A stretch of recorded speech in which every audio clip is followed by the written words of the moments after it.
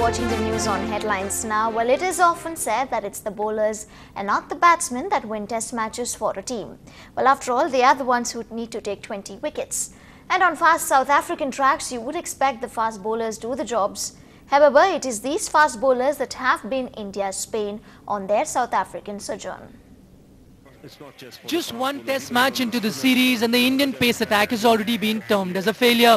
In fact, for some experts, it's an attack minus the pace. Former South African fast bowler Fanie de Villiers says, these guys are bowling at 125 kilometers per hour. You can't come to South Africa with medium pacers and then hope to win.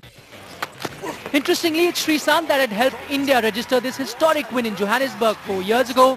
And while his pace may not have dropped much, it's fair to say Sri has certainly lost his swing. I have always felt that, somebody who moves the ball is far more dangerous. As an opening batsman, I know that I would much rather have somebody who is bowling quick, because once I get used to the pace, there's not much that he can do. But if the bowler is going to move the ball, then you've got to watch him all the time. So then would it be fair to say that the Indian selectors have missed a trick by not including the one bowler who's had great success in the one-day game thanks to his ability to swing the ball both ways? Yes, I think Praveen Kumar could have been brought in, because he moves the white ball prodigiously. See, if he can move the white ball prodigiously, I'm sure he can move the red ball even more. And if a team needs swing bowling the most on any ground in the world, then it has to be Kingsmead in Durban, where India play their second test. Who can forget Nehra swinging this World Cup game against England in India's favour way back in 2003? Maybe we could expect an encore from Zahir this time. Well, one of our city's squash celebrities will be having a very special Christmas this year. Deepika Pallikal had a pleasant surprise when her friend Mohammed had travelled all the way from Egypt to Chennai just to wish her a Merry Christmas. Our reporter Natasha caught up with the twosome on Christmas Eve.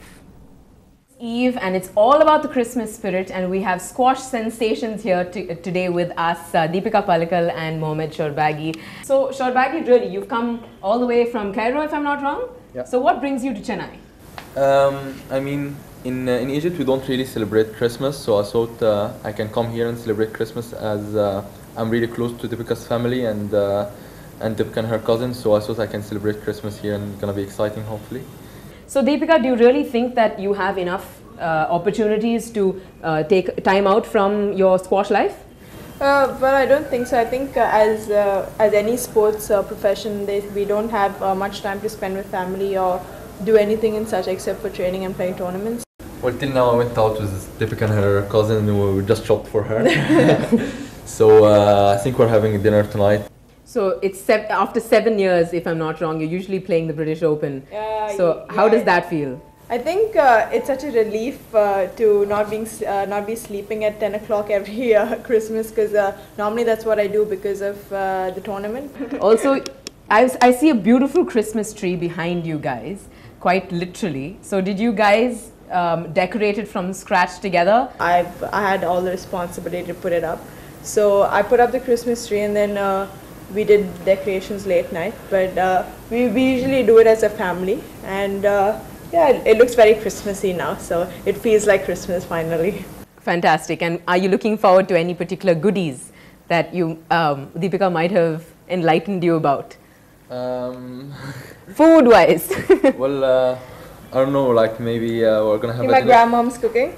He liked my grandmom's cooking today, actually, so maybe that tomorrow. So it's typically family then? Yes, yeah. It's always family when it comes to Christmas.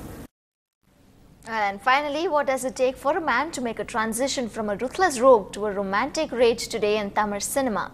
Ndtv-Hindu senior editor Radhika Iyer met actor Karthi for an exclusive interview. The actor talks about his upcoming film Sirutai with Tamanna once again, and Karthi denies that he is seeing Tamanna. In fact, he is scouting for his ideal bride.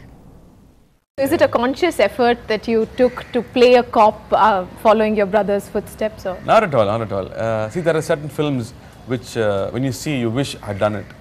So Vikramarkudu was one of those films. It was done by Ravi Teja in Telugu. Yes. So I saw this film and I thought, wish I could have done it. And then I found out the rights were available for Tamil. Okay, so you're completely denying reports that you're dating Tamanna. Oh, that's why you're coming up to now. Absolutely. I had to ask that question. Yeah, I had to ask you whether you're seeing her because of the kind of rumors that's been doing the rounds. I know. But it's been with all my heroines, so it's nothing new. What's the kind of girl that you're looking for, considering your father is now looking for a bride for you? I've not given many descriptions, you know, but they asked me about it. I never given a thought. So when I started thinking, the first girl whom I would, you know, who came to my mind was my cousins and my sister, you know. Someone who knows our values, who respects our culture and everything, but still they're modern in their own way. You know, they've lived in the city, they have this exposure. So that's the basic, I would say. I can't go into details because I can't have too much of expectations on it. You know, I think it's more about getting used to the person and accepting the person, right? I mean, that's the ideal thing. Right. So I would like to do the ideal thing. Are you competing with Surya at some level? You know, it's like shadow boxing. You know, even if he's not there, his image is always next to me. You know, it's like if I go to the stunts class, they would say, no, your brother would do this, he would do that. You know, I'm going to the same stunt class. So does that bother you at some time? No, it inspires you, you know. He's saying, we did 3 hours, okay, I'll do at least 2, you know. I would have given up at 1, no, I have to do at least 2 hours. So he's always there, up there, you know, it's like the carrot for the horse.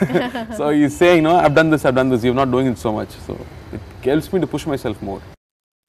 And we'll watch the entire interview with Karthi on Saturday at 8:30 a.m. and at 6:30 p.m. only on Ndtv-Hindu. With that, we wrap this bulletin, and coming up now is Ungal Sethi with Saudamani, and I'll see you again at 9. Stay with us until then.